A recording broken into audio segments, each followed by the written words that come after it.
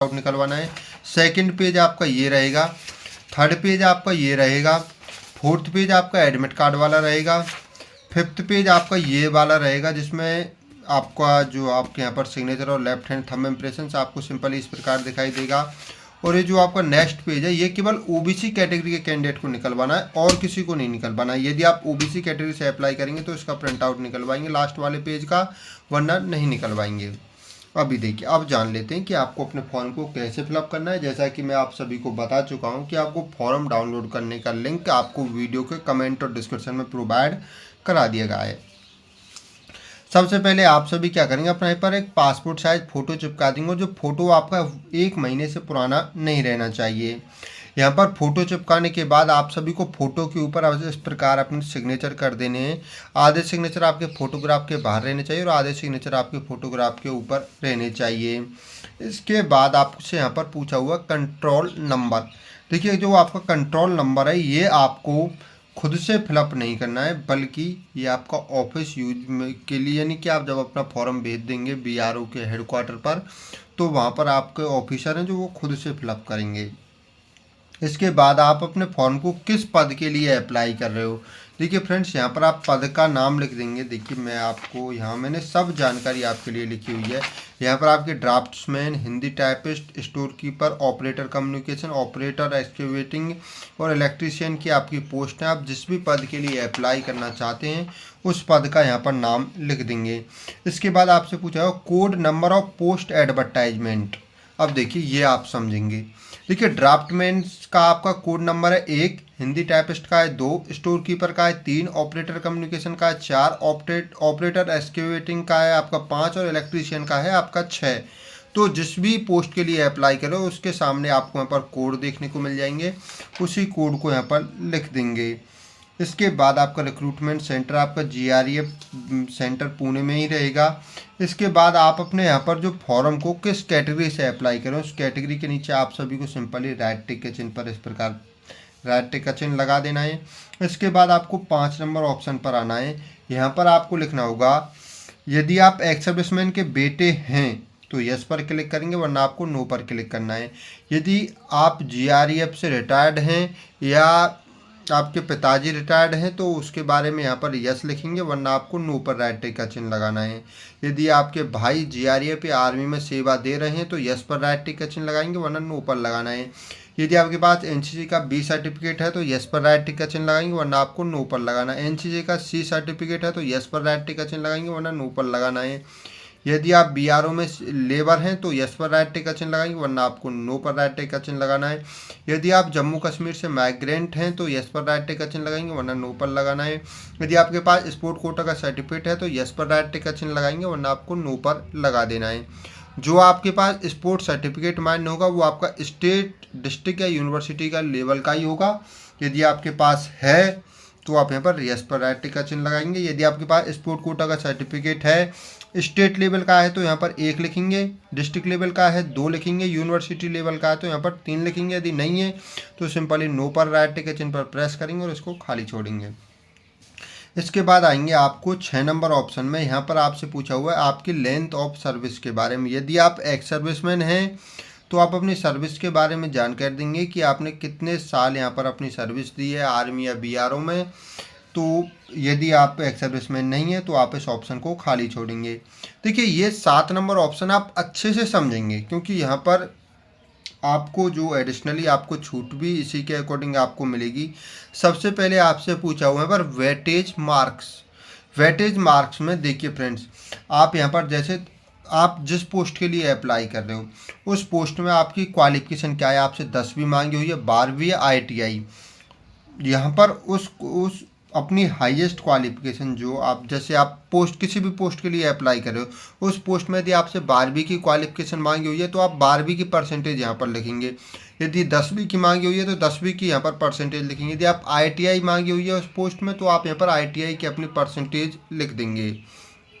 इसके बाद इसको ध्यान से समझेंगे। यहाँ पर आपको जो एडिशनल क्लेम है वो आपको किस अनुसार मिलेगा।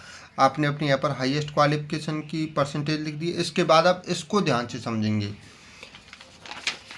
देखिए फ्रेंड्स, यदि आपके पिताजी जीआरईएफ में हैं या सर्विस में हैं, रिटायर्ड हैं, वर्तमान समय में, तो आपको 15% की एक्स्ट्रा छूट मिलने वाली है।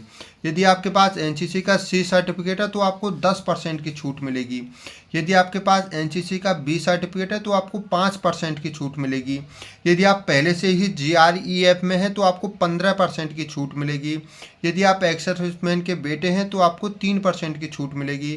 यदि आपके पास स्पोर्ट कोटा का सर्टिफिकेट है तो आपको 5% की छूट मिलेगी। यदि आप बीआरओ में लेबर हैं तो आपको 10% की छूट मिलेगी। तो आप यदि इनमें से कोई भी आपके पास, आप किसी भी कंडीशन को फुलफिल करते हैं, अब एग्जाम्पल के रूप से समझिए, जैसे आपके पास एनसीसी का सी सर्टिफिकेट है तो सी सर्टिफिकेट वालों को 10% की छूट एक्स्ट्रा दी जाएगी। तो आपको यहाँ पर अपना एडिशनल क्लेम में यहाँ पर लिख देना है 10%। यहाँ पर आप 10 लिख देंगे यदि आपका एनसीसी का सर्टिफिकेट है। तो आपको दोनों को परसेंटेज को जोड़कर, जैसे मेरी यहाँ पर 76 थी, 10% मुझे एनसीसी के सी सर्टिफिकेट से मिल जाएगी, तो टोटल हुई मेरी 86%।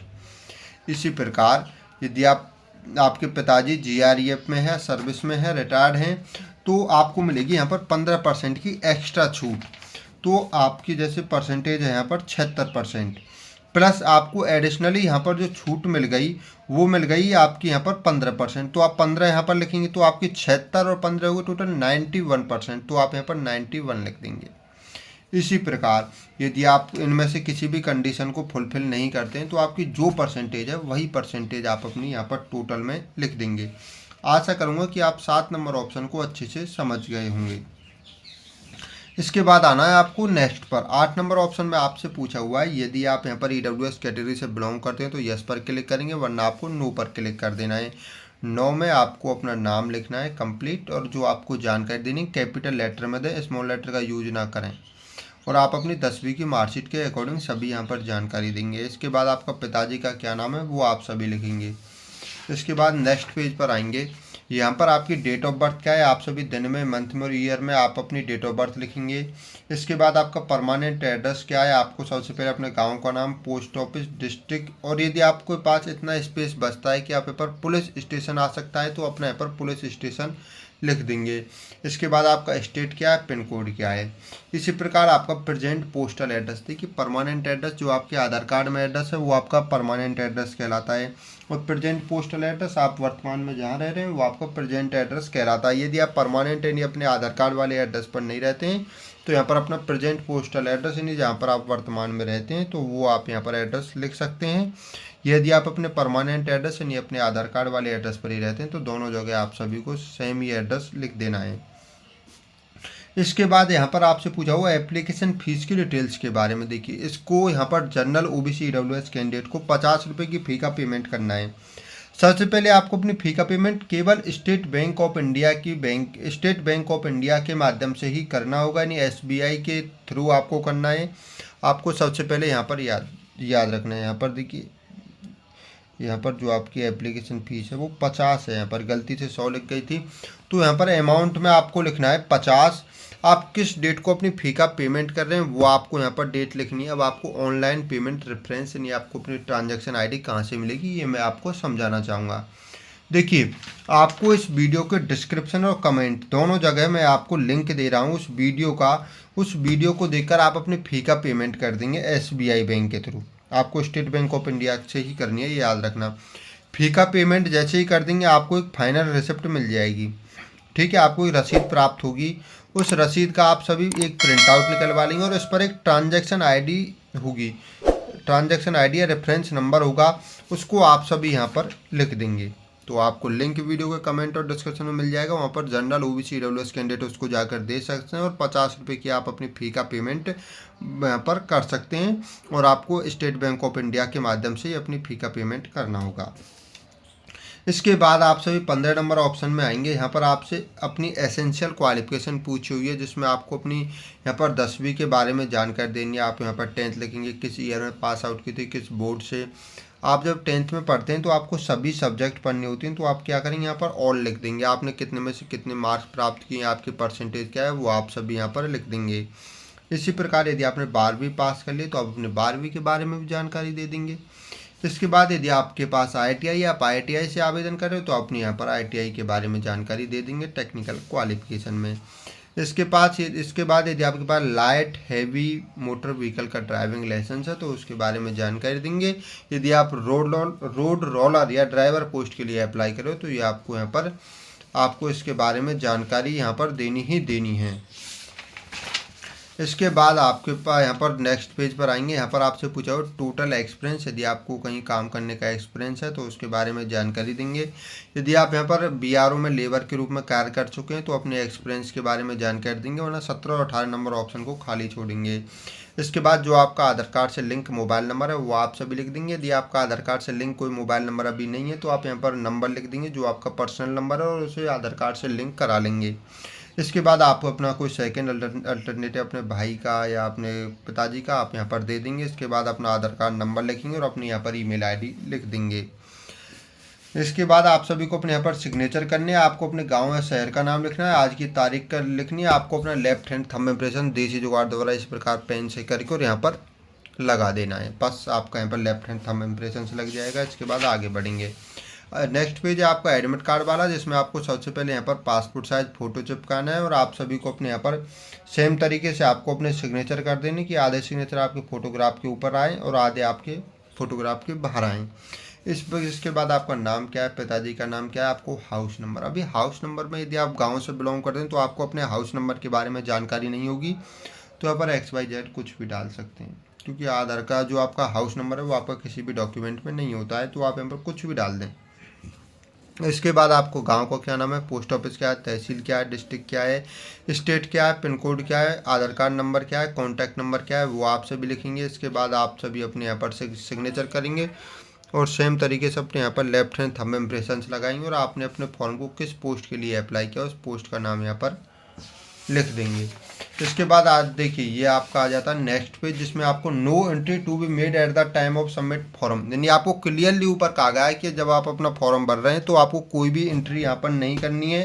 ये जब आप अपना एग्जाम देने वहाँ पर जाओगे तभी आपको एंट्री करनी है। ये आपको सिंपली इसी प्रकार अपना पेज भेज देना है।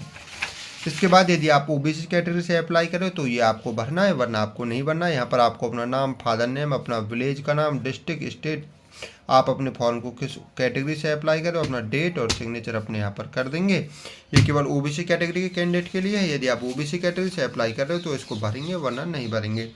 आशा करता हूँ कि अभी आपको देखिए जो आपका फॉर्म था वो आपको समझ आ चुका होगा कि आपको कैसे फिलअप करना है। अब आपसे एक छोटी सी रिक्वेस्ट रहेगी, आप समझ चुके हैं। यदि करना चाहें तो वीडियो का लाइक कर दें, क्योंकि काफ़ी ज़्यादा मेहनत लगती है किसी भी वीडियो को बनाने में। आप चैनल को भी सब्सक्राइब कर सकते हैं यदि आप इसी प्रकार के ऑफलाइन फॉर्म की अपडेट प्राप्त करना चाहते हैं तो।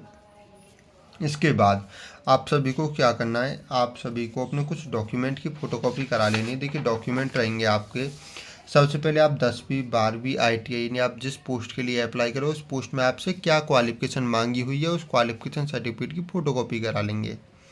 10वीं की मार्कशीट की करा लेंगे, 12वीं की करा लेंगे। ITI से आवेदन करें तो ITI की डिग्री की फ़ोटोकॉपी करा लेंगे, आधार कार्ड की फ़ोटोकॉपी करवा लेंगे, जाति प्रमाण पत्र की फ़ोटोकॉपी करवा लेंगे। जो जाति की आपको जो जनरल कैटेगरी कैंडिडेट है उनको नहीं करवानी है, और जो SC ST OBC category candidate है उनको सेंटर की जाति की फ़ोटोकॉपी करवानी है, निवास प्रमाण पत्र की फ़ोटोकॉपी करवा लेंगे।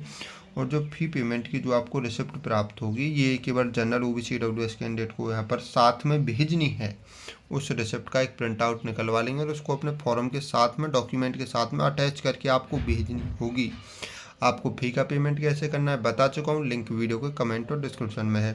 सभी डॉक्यूमेंट की फ़ोटोकॉपी कराने के बाद सभी डॉक्यूमेंट पर अपने सिग्नेचर कर देंगे। सभी डॉक्यूमेंट पर आप सभी को अपने नीचे की तरफ सिग्नेचर कर देने हैं।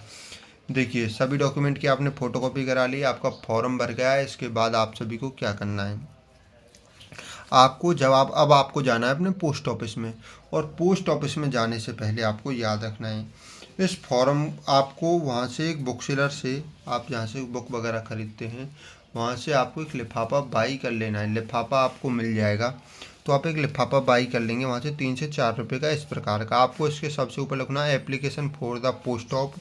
इसके बाद आपने अपने फॉर्म को किस पोस्ट के लिए अप्लाई किया उस पोस्ट का यहाँ पर नाम लिखेंगे, हिंदी टाइपिस्ट। आपने जिस भी पोस्ट के लिए अप्लाई किया है, ड्राफ्ट्समैन, स्टोर कीपर, उस पोस्ट का यहाँ पर नाम लिखेंगे। किस कैटेगरी से अप्लाई किया उस कैटेगरी का नाम यहाँ पर लिख देंगे, OBC SC ST जनरल। इसके बाद आपका एडवर्टाइजमेंट नंबर सभी का सेम रहेगा 01/2026। वेटेज परसेंटेज मार्क में आपको अपने यहाँ पर परसेंटेज लिख देनी है। परसेंटेज आपको कौन सी लिखनी है, जो आपने यहाँ पर टोटल परसेंटेज लिखी थी ना आपने अपनी, वही टोटल परसेंटेज आपको यहाँ पर लिखनी होगी। इसके बाद आपको फॉर्म लिखना है, कॉमा लगाना है, आपको अपना नाम, पिताजी का नाम, village, post office, district, state, pin code लिखेंगे और दूसरी साइड में 2 लिखेंगे, कॉमा लगाएंगे। कमांडेंट GREF सेंटर, डिग्गी कैंप, अलांदी रोड, पुणे, महाराष्ट्र 411-015 आपका पिन कोड है। ये कंप्लीट आपको इस प्रकार अपने फॉर्म पर लिफाफे पर लिखना है। कंप्लीट फॉर्म को इस प्रकार स्क्रॉल करेंगे, स्क्रॉल करने के बाद इस लिफाफे के अंदर लिख डाल देंगे और अपने कंप्लीट डॉक्यूमेंट को इस लिफाफे के अंदर रख देंगे। और इसके अंदर आप चाहते हैं तो वैसे नहीं कहा गया, लेकिन आप अलग से 2 पासपोर्ट साइज फ़ोटो भी डाल देंगे। इसके बाद आप सभी जाएंगे अपने पोस्ट ऑफिस में। इस फॉर्म को आप सभी स्पीड पोस्ट या मैं तो आपको सजेस्ट करूंगा कि आप ऑर्डिनरी पोस्ट से भेजें यदि आपके पास टाइम है। अभी यदि आप अपने फॉर्म को फ्रेंड्स, कुछ कैंडिडेट इस वीडियो को देख रहे होंगे लगभग जुलाई या जून के लास्ट वीक में, तो वे स्पीड पोस्ट करें। और यदि आप यहाँ पर इस वीडियो को 20 जून 2026 से पहले देख रहे हैं तो आप यहाँ पर अपने फॉर्म को साधारण डाक के माध्यम से भेजें। उसके बाद यदि आप 20 जून के बाद देख रहे हैं तो स्पीड पोस्ट करें। आशा करूँगा कि आपको समझ आ चुका होगा आपको अपने फॉर्म को कैसे फिलअप करना है। आप सीधे आप पोस्ट ऑफिस में जाइए, अपने फॉर्म को भेज दीजिए और जैसे इस भर्ती को लेकर कोई भी अपडेट आएगी आपको अपडेट कर दिया जाएगा। लिंक वीडियो के कमेंट और डिस्क्रिप्शन वेबसाइट का है, वहाँ आपको व्हाट्सएप और टेलीग्राम का लिंक मिल जाएगा, ज्वाइन कर लेना ऐसी ही लेटेस्ट अपडेट के लिए। जय हिंद। अब मिलेगी सभी को सरकारी जॉब। विजिट कीजिए अभी रोजगार की खोज.com विजिट करें अभी www.rozgarkikoj.com।